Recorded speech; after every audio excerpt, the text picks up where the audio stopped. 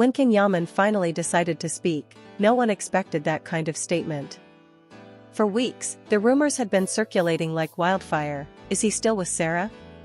Did he really forgive her? What about the things that came out about her past? Every gossip site, every fan page, every entertainment portal seemed to have an opinion. But none of them had his words, until now. The cameras were flashing when he arrived at the gala in Rome. His expression was calm, controlled, but there was a fire in his eyes that only those who truly knew him could recognize. Reporters surrounded him instantly. One of them shouted the question that everyone had been dying to ask, "Can, what do you think about Sara Bluma's past?" For a second, there was silence. Ken smiled, that subtle, disarming smile that has melted hearts from Istanbul to Milan, and then he said it, with absolute confidence. "I don't care about her past." Those 6 words exploded online like a bomb. Within minutes, every entertainment outlet was quoting him. Some called it a bold declaration of love. Others saw it as a calculated move. But everyone agreed on one thing: King Yaman wasn't hiding anymore. He was standing up, publicly, for the woman everyone kept trying to tear down. But what made his statement even more powerful was what came next. When another journalist pressed him, "So you're saying none of it matters to you?" He didn't hesitate. "We all have a past," he said. "Mine hasn't been perfect either. What matters is who you are today and how honest you are about it." That single line changed everything. Fans flooded social media with messages of support. "That's why we love you, Can," one wrote. Another commented, "He just destroyed the entire hate campaign in one sentence." Behind the scenes, people close to him said that he had been preparing for this moment. He knew what was being said about Sara. He had seen the articles, the rumors, the posts that tried to humiliate her. But instead of running from it, like most celebrities do, he faced it head-on. And that's exactly what made this moment so different. Because King Yaman wasn't just defending someone, he was making a statement about himself. In the days that followed, every magazine headline carried the same words: "I don't care about her past." But what very few people knew was how much weight those words carried, and how long it took for Can to finally say them out loud. Sara Bluma had been the target of endless speculation since her name first appeared next to Can's. The media called her mysterious, provocative, even controversial. Stories about her past, old relationships, modeling shoots, and friendships from her early years in the entertainment industry suddenly resurfaced. Some tabloids twisted them into ugly narratives, designed to break her image before she could even speak for herself. Ken had seen it all. He had seen how Sara quietly deleted her old posts, how she stopped replying to messages, how she avoided public appearances for weeks. But he also saw something else: her strength. Her refusal to let the noise define her. Her decision to stay silent, even when silence hurt more than lies. Those close to Ken say that he had been deeply affected by how unfairly she was being treated. He reportedly told a friend, "They did the same to me once. They turned my words into weapons. I won't let that happen to her." So when the gala night came, he already knew what he was going to say. His team advised him to avoid the topic or change the subject. But he refused. For Can, protecting someone he cared about wasn't a PR move, it was instinct. After his statement went viral, Sara was seen leaving her apartment in Rome for the first time in days. Dressed simply, with no makeup and wearing dark glasses, she was caught on camera smiling faintly when a journalist asked her, "Did you hear what Ken said about you?" She didn't answer. But that small smile said everything.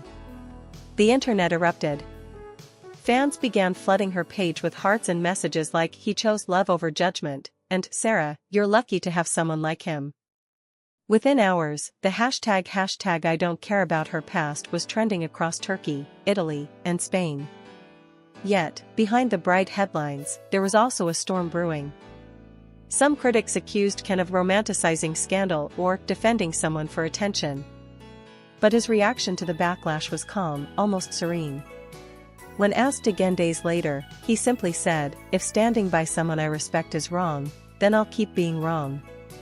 It wasn't just a line, it was a statement that defined who he was. The kind of man who doesn't measure people by what they've done, but by who they've become. And perhaps that's exactly why so many people admire him, because he reminds them that compassion still exists in an industry built on judgment. That same night, after the gala lights faded and the chaos of flashing cameras gave way to silence, Ken returned to his apartment in central Rome. The city was quiet, just the faint hum of traffic outside and the distant echo of rain beginning to fall. He removed his jacket, loosened his tie, and sat in front of the large window that overlooked the dimly lit streets. His phone wouldn't stop buzzing. Messages, calls, and notifications poured in, fans, journalists, even old friends who hadn't spoken to him in years. But there was only one person he wanted to hear from. Sara. For hours, she hadn't replied to any messages. Not a single word since the gala. And though Ken had spoken those bold words, "I don't care about her past," with absolute conviction, part of him wondered how she would feel about it. Would she be angry that he mentioned her? Would she think he said too much? Or would she finally understand that he meant every word? It was almost midnight when his phone finally lit up. It was a simple message from Sara. "You shouldn't have done that, but thank you." He stared at the screen for a moment before typing back. "I didn't do it for the cameras. I did it for you." According to someone close to them, that conversation lasted hours. No press, no managers, no PR filters, just two people speaking honestly for the first time in weeks. Sara reportedly told him that she felt exposed, that people would now dig even deeper into her past, twisting things that didn't matter anymore.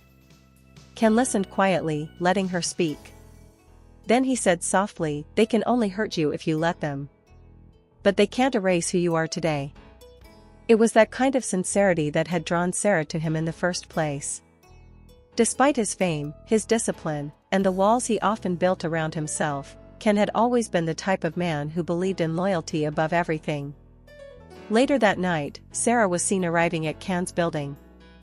Paparazzi cameras caught a single blurred photo, her in a long beige coat, holding an umbrella, walking quickly toward the entrance. Within minutes, it was everywhere online. Sara visits Ken after his viral statement. Inside, there were no dramatic scenes, no staged hugs for the cameras, just two people finally able to breathe. She reportedly told him, "You didn't need to protect me." And he smiled, replying, "Maybe not. But I wanted to." That moment, quiet, private, and real, became the emotional core of their story. While the world argued about whether their relationship was real or a publicity stunt, they simply existed in that small apartment, away from noise, finding peace in each other's honesty. The next morning, social media was still on fire. Every entertainment page, from Istanbul to Madrid, had one story dominating the feed: Yaman's powerful words about Sara Bluma. Clips from the gala were replayed endlessly, dissected frame by frame, while hashtags like #KenYaman, #SaraBluma, and #I don't care about her past topped the trending lists for 3 straight days. But unlike other times, when Ken preferred to stay quiet and let rumors fade, this time he chose to step forward once again, not through a press conference or an interview, but in his own voice, on his own page. He posted a single photo on Instagram, a black and white shot of him standing near the Tiber River, looking away from the camera. Beneath it, just one line. "Respect who someone is, not who they were." No tags. No hashtags. No explanations. Yet within minutes, that post reached millions. Fans flooded the comments with support. "Finally, a man who understands love," one user wrote. Another said, "He's not defending her. He's teaching everyone what loyalty looks like." Even the Italian and Turkish press, usually divided in tone, seemed to agree on one thing: this was one of Yaman's most authentic moments. Critics who once doubted his sincerity began admitting that there was something undeniably real about how he stood up for Sara. Meanwhile, Sara herself appeared a few days later at a charity event in Milan. For the first time in weeks, she looked relaxed, smiling, confident, glowing. When asked by a journalist whether she had spoken to Ken after everything, she smiled and replied softly, "He already said everything that needed to be said." That single sentence felt like a quiet confirmation that the storm had passed. Behind closed doors, friends said they'd grown even closer, not because of grand gestures, but because of what they had survived together. Sara had faced judgment, Ken had faced scrutiny, and yet both had chosen understanding over pride. But perhaps the most remarkable part of this whole story wasn't just about love or defense, it was about courage. In an industry obsessed with perfection, Ken had chosen honesty. He didn't pretend, didn't edit his feelings to fit expectations. He looked at the world, full of noise and criticism, and said the simplest, strongest thing a man can say. "I don't care about her past." That statement echoed far beyond celebrity gossip. It became a message about forgiveness, about growth, about seeing people for who they are today. Weeks later, when asked by a journalist if he regretted being so open, Ken smiled that same calm smile and said, "No. Because love isn't about someone's past, it's about what you're willing to build with them in the present." And that's where their story stands. Not as a scandal or a PR headline, but as a quiet reminder that sometimes, in a world addicted to judgment, the bravest thing you can do is love without fear.